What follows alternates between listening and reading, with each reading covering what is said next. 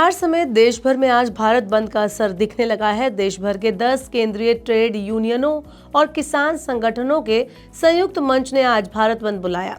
यह हड़ताल केंद्र सरकार की नीतियों के खिलाफ बुलाई गई, जिसमें बैंकिंग, परिवहन, डाक सेवाएं, खनन और निर्माण जैसे महत्वपूर्ण क्षेत्रों के 25 करोड़ से ज्यादा कर्मचारियों और ग्रामीण मजदूरों के शामिल होने की इसमें बात कही गई है। आपको बता दें कि बिहार में वोटर लिस्ट रिवीजन के खिलाफ महागठबंधन की तरफ से बिहार बंद बुलाया गया, जिसका असर भी आप आज देख सकते हैं। बिहार बंद में महागठबंधन के 6 दल आरजेडी, कांग्रेस, सीपीआई, सीपीएम, माले और वीआई के अलावा पप्पू यादव का भी समर्थन यहां पर हासिल दिख रहा है। आपको बता दें कि महागठबंधन के कार्यकर्ताओं ने जगह जगह ट्रेनें रोक दी हैं और नेशनल हाईवे समेत तमाम सड़कों पर चक्का जाम किया। इस राष्ट्रव्यापी हड़ताल की वजह क्या है, क्या मांगे हैं और आप पर इसका क्या असर पड़ेगा, ये सब कुछ इस वीडियो में मैं आपको बताऊंगी। Hello and welcome to money 9, मैं हूं मीनू शर्मा। दरअसल सभी उद्योगों के 25 करोड़ से ज्यादा कर्मचारियों ने आज यानी 9 जुलाई को राष्ट्रव्यापी हड़ताल का ऐलान किया। इसे केंद्र सरकार के कॉर्पोरेट समर्थक आर्थिक सुधारों और श्रम विरोधी नीतियों के विरोध में किया जा रहा है। बैंक कर्मचारियों के एक यूनियन ने सोमवार 7 जुलाई 2025 को बैंकिंग सेक्टर के भी लिए इस हड़ताल में शामिल होने की पुष्टि की थी।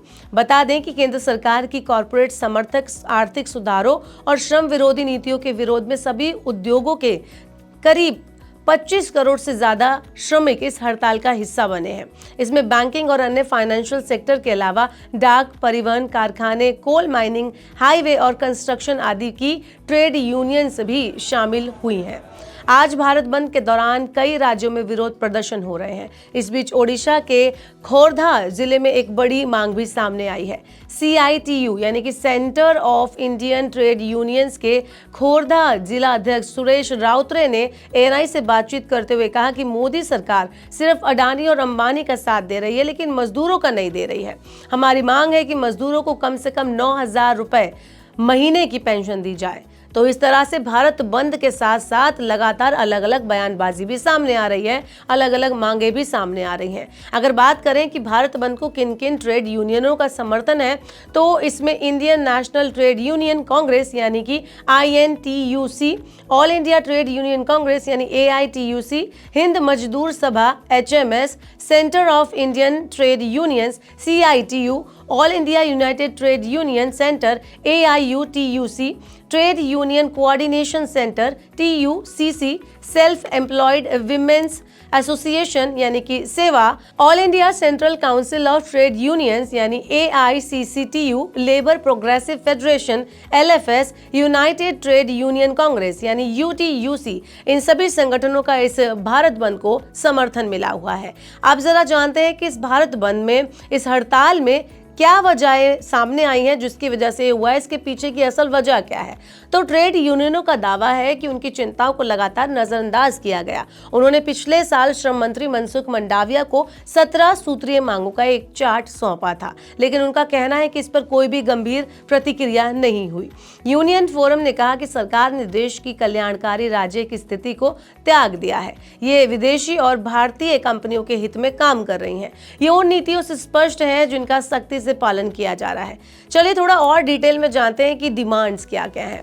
तो डिमांड्स में 26,000 रुपए प्रति महीना न्यूनतम वेतन हर मजदूर को कम से कम, ये बात कही गई है। 26,000 रुपए महीना वेतन मिले, ये उनकी पहली मांग है। महंगाई के दौर में ये जरूरी है और उनकी मांग मानी जानी चाहिए, ऐसा उनका कहना है। अगली मांग है हर नागरिक के लिए 9,000 रुपए की यूनिवर्सल पेंशन कर दी जाए, चाहे कोई निजी कंपनी में हो, असंगठित क्षेत्र में हो या बेरोजगार हो। सभी को बुजुर्गावस्था में 9,000 रुपए प्रति महीना पेंशन देने की यहाँ पर बात कही गई है। अगली मांग है स्कीम वर्कर्स को अधिकार और सोशल सिक्योरिटी मिले, जैसे आंगनवाड़ी, आशा, मिड डे मील जैसे स्कीमों में काम करने वाले लोगों को औपचारिक कर्मचारी का दर्जा और सभी सरकारी सुविधाएं दी जाएं, जैसे PF, मेडिकल छुट्टियां आदि। तो ये भी उनकी एक मांग है। अगली मांग है नए श्रम कानून, लेबर कोड्स को वापस लिया जाए। सरकार ने जो नए लेबर कोड बनाए हैं उनमें श्रमिक विरोधी नियम शामिल है, इन्हें तुरंत रद्द किया जाए, ऐसी उनकी मांगे हैं।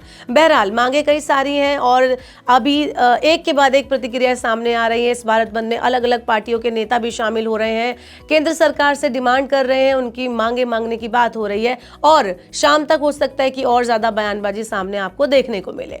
अब देखना यह होगा कि केंद्र सरकार इस इस भारत बंद पर क्या एक्शन लेती है, क्या बातचीत करती है और ये भारत बंद कब तक चलता है। अब जो भी हो, उससे आप पर तो फर्क पड़ेगा, क्योंकि भारत बंद से आपका जो डेली रूटीन है, आपके पास कुछ बैंक में काम करने के लिए है, तो वो आप नहीं कर सकते। तो इसलिए आप अपडेट रहें, खबरें देखते रहें, ऐसी और खबरों के लिए बने रहिए मन9 के साथ। और आपका क्या कहना है इस भारत बंद को लेकर, आप हमें कमेंट बॉक्स में बता सकते हैं।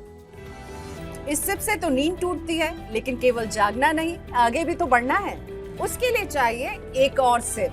हर महीने छोटी छोटी रकम की इंस्टॉलमेंट यानी सिस्टमैटिक इन्वेस्टमेंट प्लान से शुरू कीजिए निवेश। लेकिन पैसे बढ़ाने वाली कौन सी सिप आपके लिए रहेगी अच्छी? म्यूचुअल फंड सिप से जुड़े हर सवाल का जवाब मेरी सिप मेरा सवाल। सोमवार से शुक्रवार 4 बजे मिलेंगे हम सिर्फ मनी9 पर।